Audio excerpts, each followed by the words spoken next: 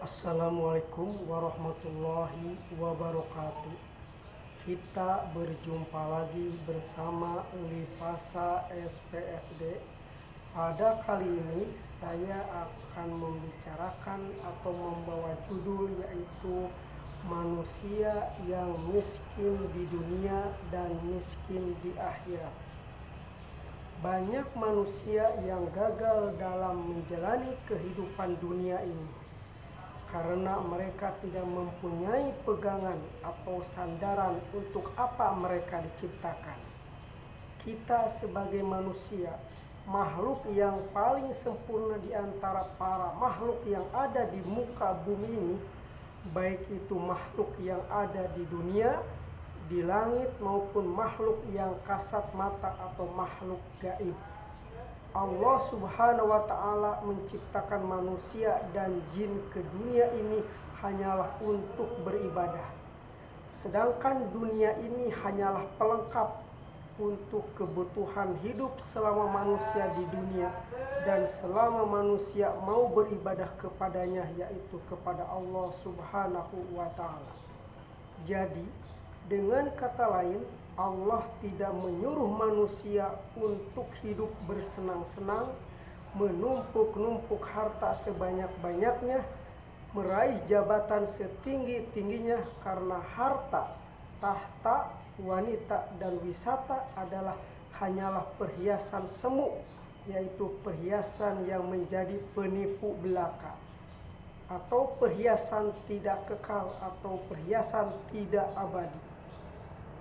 Selama manusia hidup di dunia ini, karena suatu saat perhiasan di dunia yaitu harta, tahta, wanita, wisata akan kembali kepadanya dan akan diminta pertanggungjawabannya nanti di akhirat.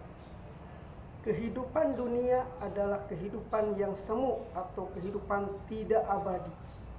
Dunia hanyalah tempat untuk transit atau mampir sebentar untuk melepas kelelahan, dan dunia ini tempat menyiapkan perbekalan yang banyak karena akan menempuh suatu perjalanan kehidupan yang sesungguhnya atau kehidupan yang abadi dan kekal. Perjalanan yang sangat jauh, baik itu setahun, 2 tahun, 10 tahun, 15 tahun, 30 tahun, atau 50 tahun dan sebagainya, selama kita dipercaya untuk hidup di dunia ini. Perbekalan itu berupa yang pertama, harta.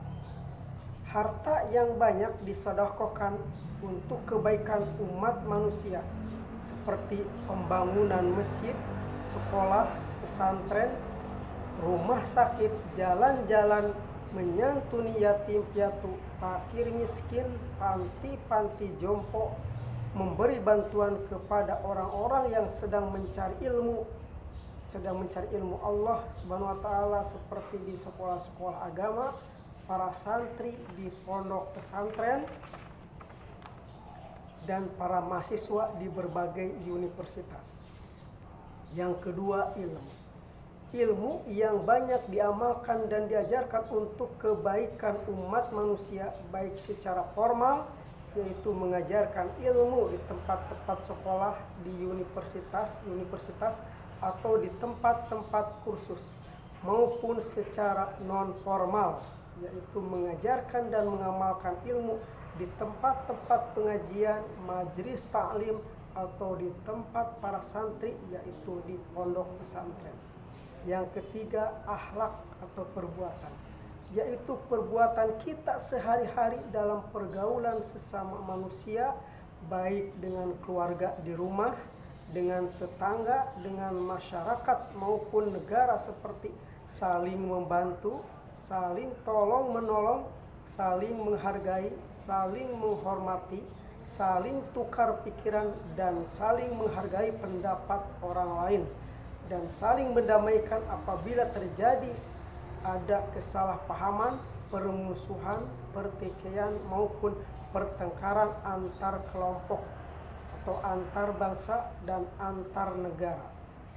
Tetapi bagi manusia kehidupannya tidak terarah atau tidak menjalur sesuai dengan perintah Allah Subhanahu wa Ta'ala, manusia ini selama hidupnya hanya mempunyai satu tujuan, yaitu hidupnya hanya bersenang-senang, hidupnya hanya berpoya-poya, menumpuk-numpuk harta sebanyak-banyaknya, menghalalkan segala cara untuk mencapai tujuannya walaupun harus merugikan banyak orang, dalam meraih jabatannya atau pangkat setinggi-tingginya walaupun harus melakukan secara kudeta, yaitu merebut kekuasaan atau pemerintahan yang sah, seperti melakukan korupsi, manipulasi, atau berjudi. Manusia inilah yang hidupnya haus akan harta benda, haus akan kekuasaan, sehingga dunia atau harta benda dan jabatan di atas segala-galanya. Inilah manusia yang disebut manusia paling rugi di dunia dan paling rugi di akhirat nanti. Karena selama hidupnya mereka tidak mempunyai kesenangan, pikiran, dan kepuasan batin. Mereka selama hidupnya dihantui oleh rasa bersalah, rasa berdosa, rasa tersiksa oleh tingkah lakunya selama hidup di dunia karena telah merugikan banyak orang, seperti membunuh orang, menyiksa orang, memenjarakan orang tanpa kesalahan, merampas hak orang, bahkan menghancurkan cita-cita orang dan keluarganya.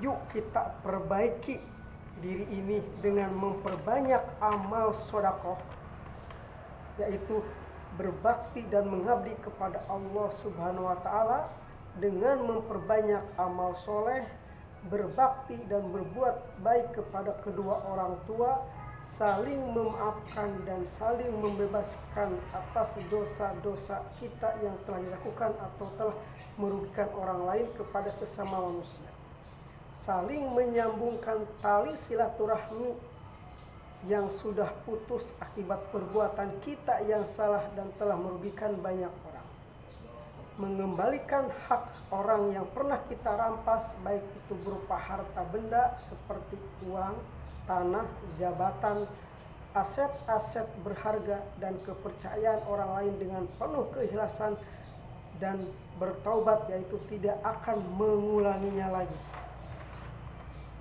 Inilah manusia yang disebut manusia paling miskin di dunia karena disiksa oleh tingkah lakunya sendiri. Selama hidupnya tidak mau beribadah kepada Allah Subhanahu wa Ta'ala, tidak pernah mensyukuri atas nikmatnya, tidak pernah mau menolong sesama manusia, tetapi yang paling rugi adalah miskin di akhirat. Manusia ini tidak pernah ditanya atau disapa oleh Allah Subhanahu wa Ta'ala, tidak diperhatikan oleh Allah Subhanahu wa Ta'ala dikala seluruh umat manusia sejak zaman Nabi Adam alaihissalam hingga zaman Nabi Muhammad sallallahu alaihi wasallam sampai sekarang di zaman kita. Semua umat manusia waktu itu sibuk menerima buku, baik itu buku amalan baik atau buku amalan jelek selama hidup di dunia. Mereka pada sibuk dan bingung kepada siapa minta pertolongan, karena pada waktu itu tidak ada pertolongan atau saling tolong menolong. Semua manusia punya buku dan catatan amal masing-masing. Seorang anak sibuk dengan buku catatan amalnya masing-masing atau sendirinya tanpa memikirkan bagaimana nasib ayah dan ibunya di akhirat. Seorang ibu sibuk dengan buku catatan amal sendirinya tanpa memikirkan anak dan suaminya bagaimana nanti di akhirat. Seorang ayah atau bapak sibuk dengan buku catatan amal sendirinya tanpa memikirkan anak dan istrinya bagaimana nanti di akhirat. Begitu juga seorang guru, baik itu guru yang mengajar di sekolah atau di pesantren, mereka sibuk dengan buku catatan amal sendirinya tanpa memikirkan nasib muridnya atau santrinya bagaimana nanti di akhirat. Seorang saudara atau teman karib, mereka sibuk dengan buku catatan amal sendirinya tanpa memikirkan saudara atau teman karibnya. Mumpung kita masih hidup, diberi di dunia ini. Yuk kita perbaiki diri ini dengan memperbanyak amal soleh, berbakti dan mengabdi kepada Allah Subhanahu wa Ta'ala, berbakti dan berbuat baik kepada kedua orang tua, saling memaafkan dan saling membebaskan atas dosa-dosa kita yang telah dilakukan atau telah merugikan orang lain kepada sesama manusia, saling menyambungkan tali silaturahmi yang sudah putus akibat perbuatan kita yang salah dan telah merugikan banyak orang, mengembalikan hak orang yang pernah kita rampas, baik itu berupa harta benda seperti uang, tanah, jabatan, aset-aset berharga atau kepercayaan orang lain dengan penuh keikhlasan dan bertaubat, yaitu tidak akan mengulanginya lagi. Sekian dari kami, semoga ada manfaatnya, karena kita jangan sampai kita merugi di dunia dan juga jangan sampai kita merugi di akhirat. Kita di dunia tidak punya harta, udah miskin, bagaimana kalau di akhirat nanti kita miskin? Sedangkan banyak orang yang berlomba-lomba di dunia ini menumpuk-numpuk harta, tapi mereka tidak tenang perasaan batinnya karena mereka telah banyak melakukan dosa dan banyak merugikan orang lain. Sekian dari kami, mohon maaf atas kekurangan dan kehilapan. Wassalamualaikum warahmatullahi wabarakatuh.